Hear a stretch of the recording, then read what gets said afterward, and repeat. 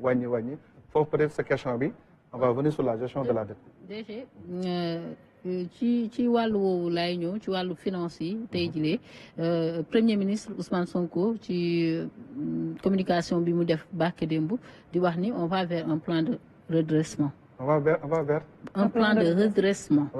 waaw plan de redressement boobu nag dégg nañ ko rek waaye xamuñu lan lay wundu effectivement am sax dégg naa benn député bu wax ni wala ancien député bu wax ni kon la nga xam ne ni présenté nañ ko ci loi d'orientation budgétaire bi ak tey jii on nous parle d'un plan de kii donc lële amu ci lenn loo xam ne ni kon lu dëggu la woon la ñu présenté foofu à l'Assemblée nationale. xam nga ak man lay man des fois notre opposition est magique quoi le redressement dugal dans la vision Sénégal 2050 RIA on va redresser, on va impulser, on va accélérer. Il faut que nous, Ousmane de Wahni, mais le président l'a mis dans la vision Sénégal 2050. On va redresser, on va impulser, on va accélérer. Mais ça a déjà commencé. Pour relancer une économie. Il y a 5 phases. Première phase, c'est phase diagnostic. On a déjà fait.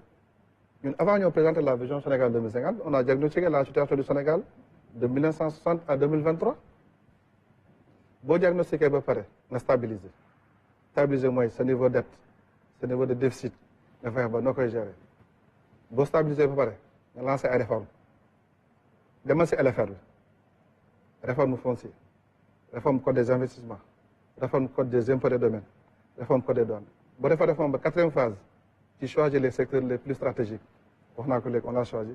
Cinquième phase, tu relances. Donc, nous avons li PM di wax lu bees la mais boo demee dans la vision Sénégal 2005 dañ ko bind on va redresser impulser accélérer redressement c'est pour la relance économique. ci débat d'orientation budgétaire bi le ministre des finances quand même waxu ko fa évoqué wul boobee plan parce que bu ñu waxee wàllu plan on s'attend quand même bon à des mesures spécifiques yoo xam ne ni naan nañ ko le redressement est transversal xam nga ñoom ñuy xaar nga ne leen oui redresser on va faire le redressement a déjà commencé dama leen redressement pour la plan de relance économique il faut redresser loolu c'est transversal ñoom dañoo xaar nga ne oui on va redresser si xaar bu Ousmane Sonko génne document. Bon ñu plan on s'attend à un document fouillé bien outillé et tout teg ko présenté ko nit ñi loolu la ñuy wax.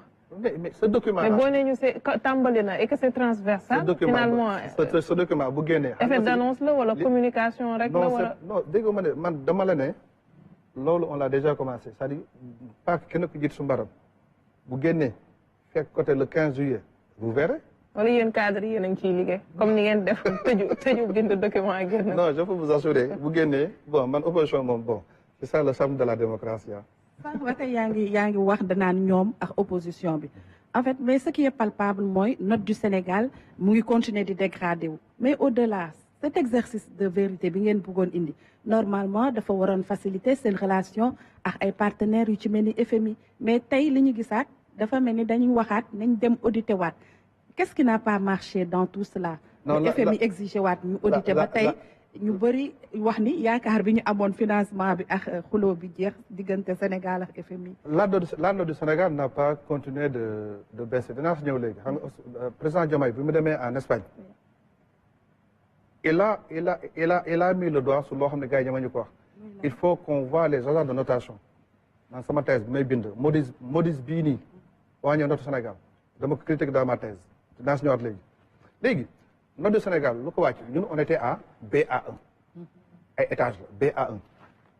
Bi Ousmane Sonko gagné, on a caché les chiffres. Les notes d'un mais quelle est la note qu'on a baissée? Ak note bi ban impact am loolu nag vraiment gars yi finance la nag finance de marché pure et dure le 4 octobre ñu jógee BA3 dem B1 man je le savais parce que notation dañuy dafa am 5 000 dañuy xool sur le cadrage économique xool sur le budget xool sur la dette xool sur la situation politique xool le risque le marché financier léegi bi Cour des comptes confirmer la note effectivement le 12 février su ma juumul au lieu de jógee B1 dem B2 dañu jëlee B2 yóbbu directement B3 B3 soo fa jógee C nga jëm C mooy yow sa situation c'est critique mais ban note lañ baissé on a baissé la note du Sénégal long terme. Il faut aussi, on a noté la baisse. C'est la note du Sénégal pour le long terme qu'on a baissé. En long terme, le Sénégal a fait un bon de trésor, obligation de trésor. Un bon de trésor, il y a année de maximum 2 ans. Ce sont les obligations. Nous avons les maturités. Si vous avez une maturité de 10 ans, vous avez fait dans 10 ans, dans 20 ans, dans 30 ans. La note du Sénégal pour le long terme moo baissé. Foofu nañ analyser ñu ne léegi Sénégal mu ngi leb ban impact la note bi am si boru Sénégal ma ne léegi nañ jël à l'étranger am na 3 types de dette dette bilatérale dette multilatérale ak les eurobonds léegi dette bilatérale mooy entre État ak État et tu penses que France bi lebal Sénégal Chine di lebal Sénégal dañ koy lebal Sénégal pour am si bénéfice quel est le soubassement stratégie contrôle gis nga dette boobu ça ne tient même pas compte de la note. Je reviens maintenant la dette multilatérale FMI souvent buy prêter à Banque mondiale ñoom souvent c'est ça qu'on appelle la dette concessionnelle concessionnelle mooy lan pour la banque lebalee à 14% man damay lebal à 1%. Fi la banque naan yow commencé la fay suba mu dem may naa 1 mois donc note boobu ça n'importe pas la dette multilatérale note boobu mu ngi impacter effectivement les eurobonds. Nga ñëw maintenant si biir dëkk bi bon de trésor obligation de trésor emprunt bancaire il ne tient pas compte de la note. Il faut dire aux Sénégalais que la note du Sénégal bi ñu baissé Moody's à Standard & Poor's baissé la c'est la note du Sénégal pour le long terme mooy marché eurobond. Et le ministère des Finances dans tout ça on sent que yow gis nañ la depuis ay quelque temps yow yaay nekk ci plateau yi di expliquer bor bi nu mu demee leb bi nu mu demee note bi ñu am nu mu demee et le ministère des Finances dans tout ça. Non xam nga man damay génn parce que dama am ñaari casquette. Je suis le vice-coordonnateur du mouvement des cadres ma dégg benn waaye naan dañ ko indil 4000 sunu 4000 cadres yi mu débat ak ñoom naa gis sëñ Fall Gueye mu lay ñu grand théâtre bi ñu indi sunu 4000 cadres moom mu toog en fait xam nga bu amee attaque politique parce que bor bi ñi si wax yëpp di benn journal def la une APR moo attaqué Khalifa Sall attaqué Abdou Mbow attaqué Barthélémy attaqué mais xam nga attaque boobu attaque politique tu prends un technicien technico-politique mu répondre le ministère des Finances ñoom leen di sant ñuy def liggéey bi man ak ñoom réew ñu mais ñii di attaqué yëpp soo leen tegoon fi nga laaj leen si affaire bor bi wallahi amul dara lu ne si wax man moo tax man je joue mon rôle en tant que vice-coordinateur mouvement des cadres tey jii on parle de finance publique de finance de marché muy sama domaine suba boo amee beneen débat boo xam ne ça parle de médecine santé man damay disparaître keneen mooy ñëw. mais est-ce que. non technique non c'est pas politique. C'est pas un débat politique c'est un débat très très sérieux moo tax les chiffres que je sors damay jël chiffres yoo xam ne nit bu ubbee le document du ko weddi man quand je fais mes émissions les gens peuvent le revoir toute la documentation du ministère des Finances et du budget je l'ai man ak ministère des Finances man je parle avec eux les chiffres que je sors des chiffres c'est pas des chiffres politiques de telle est la nekk maa ngi wax RTS je donne des chiffres des montants les gens ils peuvent les vérifier les réseaux sociaux sont là. mais est-ce que tamit nekkul ni seen ministre des Finances yéen nekk na à l'aise pour wax si lu nu mel lu tax may wax loolu.